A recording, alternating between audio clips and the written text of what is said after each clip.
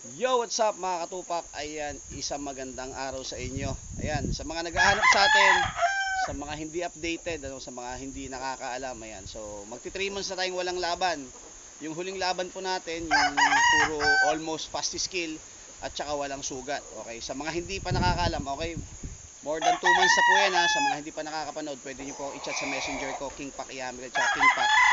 Pwede kong isend sa inyo yan sa mga hindi updated. Yun yung huling dalawang laban natin. Tapos nagbakasyon tayo no, Pulanggi Albay tayo, nagtagaytay tayo, nagbagyo, Laguna, Bulacan. Sumilip tayo sa Cainta Cockpit, sumilip tayo sa Pasay, sumilip din tayo sa Manila Arena. Ayan, so ano lang parang travesya lang, check lang kung paano yung labanan doon. So para kung sakasakaling maglaban ka, may idea ka. Okay, so yun yung huling laban natin. Ayan, kakabalik lang natin dito sa Manukan. So siguro mga 1 to 2 weeks from now, bago ulit tayo maglaban, maghahanda tayo ng manok. At yan, congrats naman dun sa mga repeat buyer natin na kahit wala tayo sa baras, kahit wala tayo sa baras, kumontak sa ating King Pack. Meron ka bang panlaban dyan? Baka pwedeng pang 2 hits, pang 3 cock. Ayan, congratulations po sa mga nanalo at sa mga naglaban. No? May mga natalo din naman, pero congrats pa rin. Ang ganda ng pinakita ng manok nyo.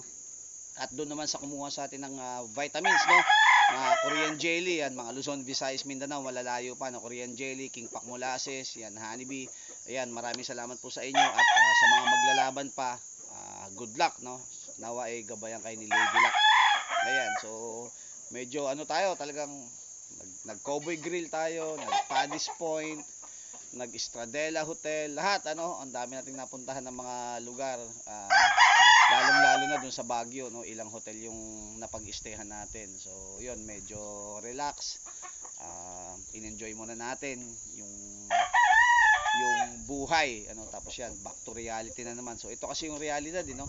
Ito yung reality, yung sa Manukan talaga dahil kumbaga, ito na yung natin, bread and butter natin. So, hindi talaga tayo pwedeng mawala sa ganung labanan. So talagang manok talaga, manok at saka yung vlog laban. So yun talaga yung destiny natin, no.